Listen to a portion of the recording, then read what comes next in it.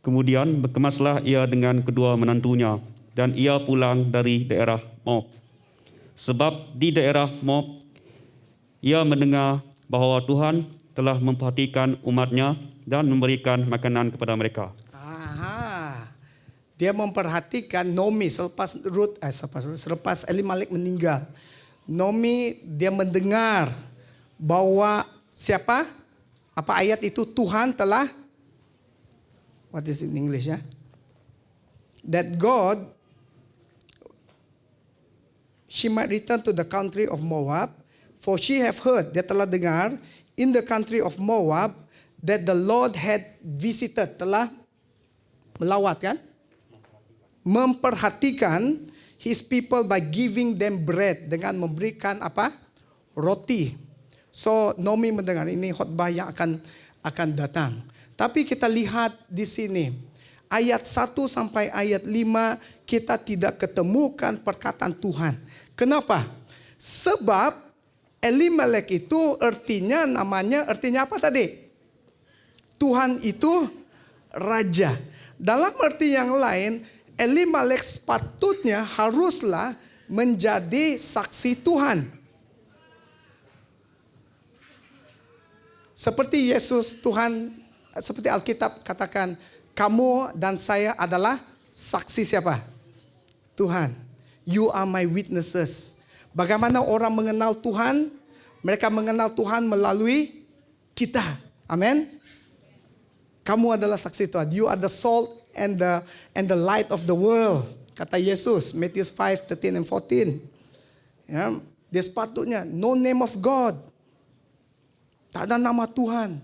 Buku Esther 10 chapters, no name of God, tidak ada nama Tuhan. Karena Esther adalah wakil siapa? Tuhan, saksi Tuhan yang hidup.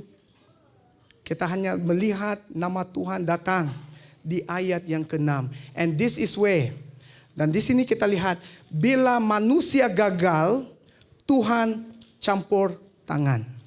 Bila kamu gagal, Tuhan campur tangan. Tuhan campur tangan. Ya, saya suka apa yang buku ini katakan. Saya tidak tahu kalau ada di antara kamu ada buku ini. Ini adalah buku renungan pagi untuk tahun ini. Ditulis oleh Carlos Elias Mora, seorang pensyarat di Ayas satu ketika dahulu. Dan di bahagian Elimelek dia katakan seperti ini. Every day we make decision that could have an impact on our lives and also those we love. If only we could see the future, we can be more certain about our what? Our choices. But we couldn't. Tapi kita tidak boleh. Juga seperti Elimelek. Kalau kita tahu, only we know. But kita tidak boleh, kita tidak dapat. Kita juga adalah seperti Elimelek. Dan kita perhatikan bahwa Tuhan itu sangat baik. Karena sebab tanpa Elimelek melarikan diri dari kelaparan, tanpa Mahlon dan Kilion mengambil istri orang Moab, tanpa kematian ketiga pria itu, Ruth tidak akan pernah menjadi nenek moyang Yesus Kristus. Tanpa kesilapan, tanpa pilihan yang buruk yang dibuat oleh Elimelek, tidak ada berita baik, tidak ada keselamatan di dalam cerita Ruth. Karena pilihan yang buruk, kita lihat Tuhan campur tangan. Ketentuan yang begitu indah daripada Tuhan. Tuhan itu murah hati. Dia dapat membuat ketentuan yang indah dari keputusan buruk kita. Amin. Kamu mungkin buat silap. Kita ini manusia. Tapi ingat, Tuhan itu akan campur tangan. Bila kita gagal, Tuhan itu akan campur tangan. Saudara dan saudari, kita lihat berapa contoh di dalam Alkitab. Pilihan yang buruk, ugly decision but beautiful provision. Kita lihat Lot juga berhijrah ke Sodom. Satu pilihan yang buruk, tetapi Tuhan campur tangan dengan menyelamatkan dia dan keluarganya. Ya. Kita lihat Yuda menjual adiknya Yusuf ke Mesir. Satu pilihan yang buruk, tetapi Tuhan memelihara Yusuf dan kemudian keluarganya. Dan hari ini kita lihat Elimelek berpindah ke Moab, satu pilihan yang apa? Satu pilihan yang buruk juga. Tetapi Tuhan membangkitkan Ruth, satu ketentuan yang cukup indah. Nah, saya ingin mengakhir dengan ayat ini yang terdapat di dalam Roma 8 ayat 28. Dia katakan ini, kita tahu sekarang bahwa Tuhan turut bekerja dalam segala sesuatu untuk mendatangkan apa dia? Kebaikan kepada mereka yang mengasihi Dia, yaitu bagi mereka yang terpanggil sesuai dengan rencana Tuhan.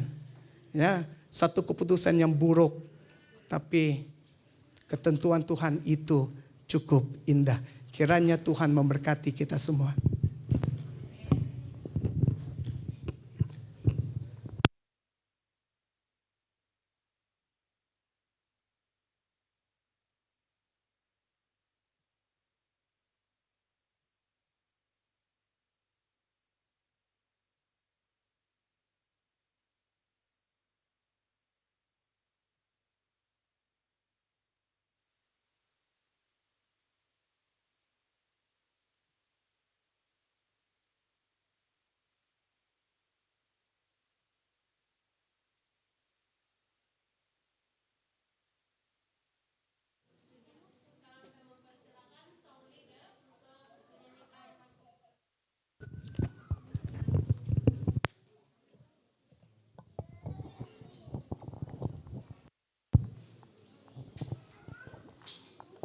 Mari kita semua berdiri dan kita akan menyanyikan closing song kita.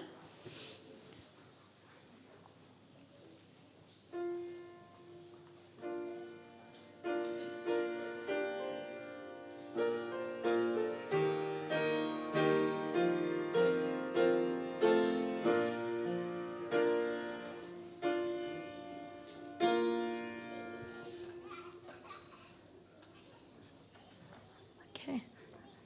Sebentar ya, ada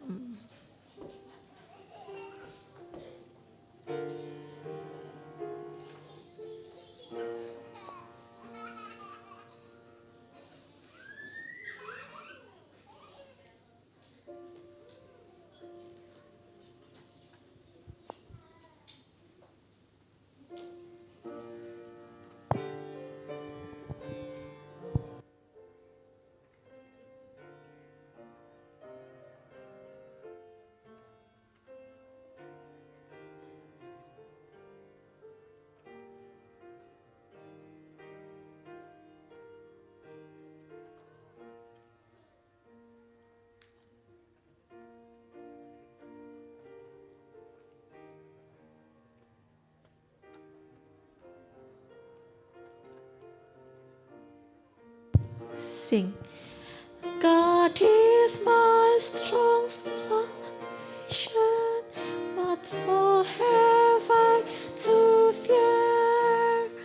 In darkness and temptation, my light, my help is near. Though hosts encamp around me, firm in the fight I stand. What terror can confound me? God at my right hand. Bless on the Lord reliance, my soul with courage wait. His truth be defiant when faint and desolate. His might thy heart shall strengthen, His love thy joy increase. Mercy thy days shall lengthen, the Lord will give thee peace.